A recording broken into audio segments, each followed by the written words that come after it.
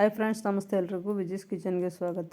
ನಾನಿವತ್ತು ಸಂಜೆ ಸ್ನ್ಯಾಕ್ಸ್ಗೆ ಒಂದು ಒಳ್ಳೆ ರೆಸಿಪಿ ಮಾಡಿ ತೋರಿಸ್ತಿದ್ದೀನಿ. ಏನಪ್ಪ ಅನ್ನೋದ್ರೆ ವೆಜಿಟೇಬಲ್ ಸ್ಯಾಂಡ್ವಿಚ್ಚು.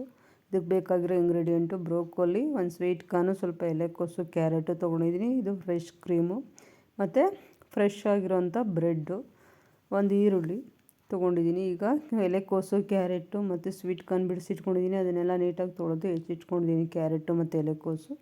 ಸ್ಟವ್ ಮೇಲೆ ಒಂದು ಪಾತ್ರೆ ಇಟ್ಕೊಂಡು ನೀರು ಕುದಿಯೋಕ್ಕೆ ಇಟ್ಟಾಗ ಅದಕ್ಕೆ ಸ್ವಲ್ಪ ಉಪ್ಪು ಹಾಕಿ ನೀರು ಕುದ್ಮೇಲೆ ಅದಕ್ಕೆ ಬ್ರೋಕೊಲಿನ ಸಣ್ಣದಾಗಿ ಬಿಡಿಸಿ ಸೇರಿಸ್ಕೊಂಡಿದ್ದೀನಿ. ಬ್ರೋಕೊಲಿಲಿ ಹುಳ ಇರೋ ಚಾನ್ಸಸ್ ಇರುತ್ತೆ, ಹಂಗಾಗಿ ಇದನ್ನು ಸ್ವಲ್ಪ ಕುದಿಯೋ ನೀರಲ್ಲಿ ಹಾಕಿ ಒಂದು 2-3 ನಿಮಿಷ ಕುದಿಸಿ ಸ್ಟ್ರೈನರಲ್ಲಿ ಶೋಧಿಸ್ಕೋಬೇಕು. ದೊಡ್ಡ ಜಾರಿದ್ದರೂ ಓಕೆ, ಜಾಲರಿ ಥರದ್ದು ಅದರಲ್ಲಿ ಶೋಧಿಸ್ಕೊಂಡ್ರೂ ನಡೆಯುತ್ತೆ. ಇದನ್ನು ಶೋಧಿಸ್ಕೊಂಡು ತೆಗೆದಿಟ್ಕೋತೀನಿ. ಗ್ಯಾಸ್ ಆಫ್ ಮಾಡ್ಕೊಂಡಿದ್ದೀನಿ. 2-3 ನಿಮಿಷ ಸಾಕು, ಜಾಸ್ತಿ ಟೈಮ್ ಬೇಡ. ಈಗ ನಾನು ಏನು ತರಕಾರಿ ವೆಜಿಟೇಬಲ್ಸ್ ತೊಗೊಂಡಿದ್ದೆ ಅಂದರೆ ಎಲೆಕೋಸು, ಕ್ಯಾರೆಟು ಮತ್ತು ಸ್ವೀಟ್ ಕಾರ್ನ್, ಇದನ್ನು ಸ್ವಲ್ಪ ಸ್ಟೀಮ್ ಅಂದರೆ ಹಬೆನಲ್ಲಿ ಬೇಯಿಸ್ಕೊಳ್ಳೋಣ. ಎಣ್ಣೆಯಲ್ಲಿ ಫ್ರೈ ಮಾಡಿ ಬೇಯಿಸೋದಕ್ಕಿಂತ ಈ ಥರ ಹಬೆಲಿ ಬೇಯಿಸಿ ತಿಂದರೆ ಆರೋಗ್ಯಕ್ಕೆ ಕೂಡ ಒಳ್ಳೆಯದು, ಎದೆನೋವಿಗೆ. ಈಗ ಇಡ್ಲಿ ಪಾತ್ರೆ ಸ್ವಲ್ಪ ನೀರಿಟ್ಟು ಅದು ಕುದ್ಮೇಲೆ ಅದಕ್ಕೊಂದು ಪ್ಲೇಟ್ ಇಟ್ಟು ಅದರಲ್ಲಿ ವೆಜಿಟೇಬಲ್ಸ್ ರೆಡಿ ಮಾಡ್ಕೊಂಡಿದ್ನಲ್ಲ ಅದನ್ನು ಸೇರಿಸ್ಕೊಂಡು ನಾನು ಇದನ್ನು ಚೆನ್ನಾಗಿ ಅಂದರೆ ಹಬೆನಲ್ಲೇ ಬೇಯಿಸ್ಕೊತಿದ್ದೀನಿ. ಒಂದು 10-15 ನಿಮಿಷ ಬೇಯಿಸ್ಕೊಂಡ್ರೆ ಸಾಕು. ನೋಡಿ, ಚೆನ್ನಾಗಿ ಕುದಿಯೋಕ್ಕೆ ಸ್ಟಾರ್ಟ್ ಮಾಡಿದ್ಮೇಲೆ ಇದನ್ನು ಲಿಡ್ ಕ್ಲೋಸ್ ಮಾಡಿಬಿಟ್ಟು ಒಂದು 10-15 ನಿಮಿಷ ಬೇಯಿಸ್ಕೊಂಡ್ರೆ ಸಾಕು. ನೀವು ಇನ್ನೂ ಯಾರೆಲ್ಲ ನನ್ನ ಚಾನಲ್ ಸಬ್ಸ್ಕ್ರೈಬ್ ಮಾಡ್ಕೊಂಡಿಲ್ಲ ದಯವಿಟ್ಟು ಸಬ್ಸ್ಕ್ರೈಬ್ ಮಾಡ್ಕೊಂಡು ನೋಡಿ. ವಿಡಿಯೋಗೊಂದು ಲೈಕ್ ಕೊಡಿ, ನಿಮ್ಮ ಫ್ರೆಂಡ್ಸ್ಗೆಲ್ಲ ಶೇರ್ ಮಾಡಿ. ಹೊಸ ಈಸಿ ರೆಸಿಪೀಸ್ಗಾಗಿ ವಿಜಿಸ್ ಕಿಚನ್ನ ಸಬ್ಸ್ಕ್ರೈಬ್ ಮಾಡ್ಕೊಂಡು ಫಾಲೋ ಮಾಡೋದನ್ನು ಮರಿಬೇಡಿ. ಇವಾಗ ನೋಡಿ, ಸ್ಟೀಮ್ ರೆಡಿಯಾಗಿದೆ ವೆಜಿಟೇಬಲ್ಸು. ಆಯಿಲ್ ಹಾಕಿ ಮಾಡೋದಕ್ಕಿಂತ ಈ ಥರ ಮಾಡಿ ತಿನ್ನೋದ್ರಿಂದ ಹೆಲ್ತಿಗೆ ಕೂಡ ಒಳ್ಳೆಯದು. ಈಗ ಬ್ರೋಕೊಲಿ ಅದಕ್ಕೆ ಸೇರಿಸ್ಕೊತಿದ್ದೀನಿ. ಸೇರಿಸ್ಕೊಂಡು ಸ್ಟವ್ ಮೇಲೆ ಒಂದು ಚಿಕ್ಕ ಬಾಣಲೆ ಇಟ್ಕೊಂಡು ಆ ಬಾಣಲೆಗೆ ಒಂದು 2 ಟೇಬಲ್ ಸ್ಪೂನ್ ಆಯಿಲ್ ಸೇರಿಸ್ಕೊತೀನಿ. ಆಯಿಲ್ ಸ್ವಲ್ಪ ಬಿಸಿ ಆಗಬೇಕು. ನಾವು ಈರುಳ್ಳಿ ಫ್ರೈ ಮಾಡೋಕ್ಕೆ ಮಾತ್ರ ಇಲ್ಲಿ ಸ್ವಲ್ಪ ಆಯಿಲ್ ಯೂಸ್ ಮಾಡ್ತಿರೋದು. ಬ್ರೋಕೊಲಿದು ಸ್ಟೆಮ್ ಬರುತ್ತಲ್ಲ ಅದನ್ನು ಚಿಕ್ಕದಾಗಿ ಕಟ್ ಮಾಡಿ ಸೇರಿಸ್ಕೊಂಡಿದ್ದೀನಿ. ಇದಕ್ಕೆ ವೇಸ್ಟ್ ಮಾಡೋದು ಬೇಡ ಅಂತ ಒಂದು ಸಣ್ಣ ಸೈಜ್ದು ಈರುಳ್ಳಿನ ಸಣ್ಣದಾಗಿ ಕಟ್ ಮಾಡಿ ಅದು ಕೂಡ ಸೇರಿಸ್ಕೊಂಡಿದ್ದೀನಿ ಇದಕ್ಕೆ. ಇದೆರಡು ಸ್ವಲ್ಪ ಚೆನ್ನಾಗಿ ಫ್ರೈ ಆಗೋ ಥರ ಒಂದು 5-10 ನಿಮಿಷ ಫ್ರೈ ಮಾಡ್ಕೋಬೇಕು. ಈರುಳ್ಳಿ ಸ್ವಲ್ಪ ಹಸಿ ಸ್ಮೆಲ್ ಹೋಗಿ ಕಲರ್ ಸ್ವಲ್ಪ ಚೇಂಜ್ ಆಗೋವರೆಗೂ ಫ್ರೈ ಮಾಡ್ಕೋಬೇಕು. ನೀವು ಒಂದ್ಸಲ ಈ ಥರ ಮನೇಲಿ ಮಾಡಿ ಹೇಗೆ ಬಂತು ಅಂತ ಕಮೆಂಟ್ ಮೂಲಕ ತಿಳಿಸಿ. ನಿಮ್ಮ ಸಲಹೆ, ಸೂಚನೆಗಳು, ಅನಿಸಿಕೆ, ಅಭಿಪ್ರಾಯಗಳು ಏನೇ ಇದ್ದರೂ ಕಮೆಂಟ್ ಬಾಕ್ಸಲ್ಲಿ ಹಾಕಿ. ಈಗ ಇದಕ್ಕೆ ಹಬೆನಲ್ಲಿ ಬೇಯಿಸ್ಕೊಂಡಿದ್ದಂಥ ತರಕಾರಿನ ಸೇರಿಸ್ಕೊತಾ ಇದ್ದೀನಿ. ನೀವು ಹೊಸ ರೆಸಿಪೀಸ್ ನೋಡಬೇಕು ಅಂದರೆ ವಿಜಿಸ್ ಕಿಚನ್ನ ಸಬ್ಸ್ಕ್ರೈಬ್ ಮಾಡ್ಕೊಂಡು ಫಾಲೋ ಮಾಡ್ತಾ ಇರಬೇಕು. ಇವಾಗ ನೋಡಿ, ಇದಕ್ಕೆ ಫ್ರೆಶ್ ಕ್ರೀಮ್ ಏನು ರೆಡಿ ಮಾಡಿ ಇಟ್ಕೊಂಡಿದ್ನಲ್ಲ ಆ ಫ್ರೆಶ್ ಕ್ರೀಮ ಇದಕ್ಕೆ ಒಂದು 3-4 ಟೇಬಲ್ ಸ್ಪೂನಷ್ಟು ಸೇರಿಸ್ಕೊತಿದ್ದೀನಿ.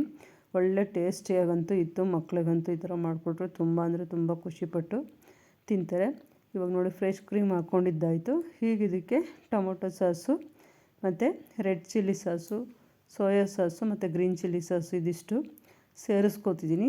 ಇದೆಲ್ಲ ಟೇಸ್ಟ್ಗೆ ಸ್ವಲ್ಪ ಖಾರ ಮತ್ತು ಹುಳಿ, ಸ್ವಲ್ಪ ಸ್ವೀಟು ಆ ಥರ ಇದೆಲ್ಲ ಸೇರಿಸ್ಕೊಂಡು ಚೆನ್ನಾಗಿ ಇದನ್ನ ವೆಜಿಟೇಬಲ್ಸ್ ಜೊತೆ ಮಿಕ್ಸ್ ಮಾಡ್ಕೊತಿದ್ದೀನಿ. ನಾನು ಸ್ಟವ್ ಮೇಲೆ ಇಟ್ಕೊಂಡಿಲ್ಲ, ಹಾಗೆ ಮಿಕ್ಸ್ ಮಾಡ್ಕೊತಿದ್ದೀನಿ. ಈಗ ಇದಕ್ಕೆ ಸ್ವಲ್ಪ ಉಪ್ಪು, ರುಚಿಗೆ ತಕ್ಕಷ್ಟು ಉಪ್ಪು ಸೇರಿಸಿ ಚೆನ್ನಾಗಿ ಒಂದು ಸಲ ಮಿಕ್ಸ್ ಮಾಡ್ಕೊತಿದ್ದೀನಿ. ಇವಾಗ ನೋಡಿ, ವೆಜಿಟೇಬಲ್ಸ್ ಎಲ್ಲ ಮತ್ತು ತಿನ್ನದೇ ಇರೋ ಮಕ್ಳಿಗೆ ಈ ಥರ ಮಾಡಿಕೊಟ್ರೆ ವೆಜಿಟೇಬಲ್ಸ್ ಕೊಟ್ಟಂಗೆ ಆಗುತ್ತೆ.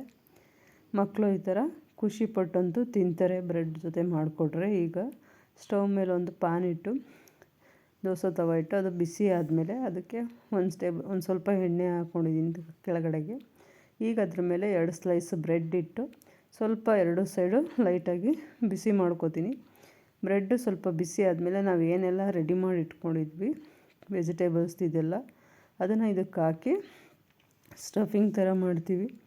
ತುಂಬ ಅಂದರೆ ತುಂಬಾ ಟೇಸ್ಟಿಯಾಗಂತೂ ಬಂದಿತ್ತು. ನೀವು ಒಂದು ಸಲ ಟ್ರೈ ಮಾಡಿ ನೋಡಿ. ಒಂದು ಸೈಡು ಸ್ವಲ್ಪ ಬಿಸಿ ಆದಮೇಲೆ ಅದನ್ನು ಉಲ್ಟಾ ಮಾಡಿ ಇನ್ನೊಂದು ಸೈಡು ಅದರ ಮೇಲಿಟ್ಟು ಒಂದು ಸೈಡು ಚೆನ್ನಾಗಿ ಕ್ರಿಸ್ಪಿಯಾಗಿ ಒಳಗಡೆ ಸ್ವಲ್ಪ ಸಾಫ್ಟ್ ಆಗೋ ಥರ ಮಾಡ್ಕೊಂಡಿದ್ದೀನಿ. ನಿಮಗೆ ಸ್ವಲ್ಪ ಜಾಸ್ತಿ 2 ಕಡೆ ಸೈಡು ಸ್ವಲ್ಪ ಕ್ರಿಸ್ಪಿಯಾಗಿ ಬೇಕು ಅಂದರೆ ಆ ಥರ ಕೂಡ ಮಾಡ್ಕೊಬಾರ್ದು. ಈಗ ರೆಡಿಯಾಗಿದ್ದಂಥ ವೆಜಿಟೇಬಲ್ಸ್ ಅದಕ್ಕೆ ಸೇರಿಸ್ಕೊಂಡಿದ್ದೀನಿ. ಈಗ ನೋಡಿ, ಈಗ 2 ಸೈಡು ಇದನ್ನು ಸ್ವಲ್ಪ ರೋಸ್ಟ್ ಆಗೋ ಥರ ಫ್ರೈ ಮಾಡ್ಕೊತೀನಿ. ತುಂಬ ಅಂದರೆ ತುಂಬಾ ಟೇಸ್ಟಿಯಾಗಂತೂ ಬಂದಿತ್ತು. ನೀವು ಟ್ರೈ ಮಾಡಿ, ಹೇಗೆ ಬಂತು ಅಂತ ಕಮೆಂಟ್ ಮೂಲಕ ತಿಳಿಸೋದಂತೂ ಮರಿಬೇಡಿ. ಇವಾಗ ಅದ್ರ ಮೇಲೆ 1 ಟೇಬಲ್ ಸ್ಪೂನಷ್ಟು ಸ್ವಲ್ಪ ಎಣ್ಣೆ ಸೇರಿಸ್ಕೊಂಡಿದ್ದೀನಿ. ಎಣ್ಣೆ ಬೇಡ ಅಂದರೆ ನೀವು ಬೆಣ್ಣೆ ತುಪ್ಪ ನಿಮ್ಗೆ ಏನು ಲೈಕ್ ಆಗುತ್ತೋ ಅದು ಕೂಡ ಯೂಸ್ ಮಾಡ್ಬೋದು. ಈಗ ಎರಡೂ ಸೈಡು ರೋಸ್ಟ್ ಆದಮೇಲೆ ವೆಜಿಟೇಬಲ್ ಸ್ಯಾಂಡ್ವಿಚ್ಚು ರೆಡಿಯಾಗಿದೆ. ರೋಸ್ಟ್ ಆದಮೇಲೆ ತೆಗೆದು ತೋರಿಸ್ತಿದ್ದೀನಿ ನೋಡಿ. ನಾನು ನಿಮಗೆ ಕಟ್ ಮಾಡಿ ಹೇಗೆ ಬಂದಿದೆ ಅನ್ನೋದು ಕೂಡ ತೋರಿಸ್ತೀನಿ. ದಯವಿಟ್ಟು ಸಬ್ಸ್ಕ್ರೈಬ್ ಮಾಡ್ಕೊಂಡು ಫಾಲೋ ಮಾಡಿ. ಆಮೇಲೆ ನೀವು ಒಂದು ಸಲ ಮನೆಯಲ್ಲಿ ಈ ಥರ ಮಾಡಿ ಹೇಗೆ ಬಂತು ಅಂತ ಕಮೆಂಟ್ ಮೂಲಕ ತಿಳಿಸಿ. ನೋಡಿ ಎಷ್ಟು ಚೆನ್ನಾಗಿದೆ ಅಲ್ಲ. ಆಬೇಲ್ ಬೇಯಿಸಿರೋದ್ರಿಂದ ಹೆಲ್ದಿ ಕೂಡ. ನೀವು ಒಂದು ಸಲ ಮಾಡಿ ಹೇಗೆ ಬಂತು ಅಂತ ತಿಳಿಸಿ. ಈ ವಿಡಿಯೋ ನೋಡಿದ್ದಕ್ಕಾಗಿ ಧನ್ಯವಾದಗಳು ಫ್ರೆಂಡ್ಸ್.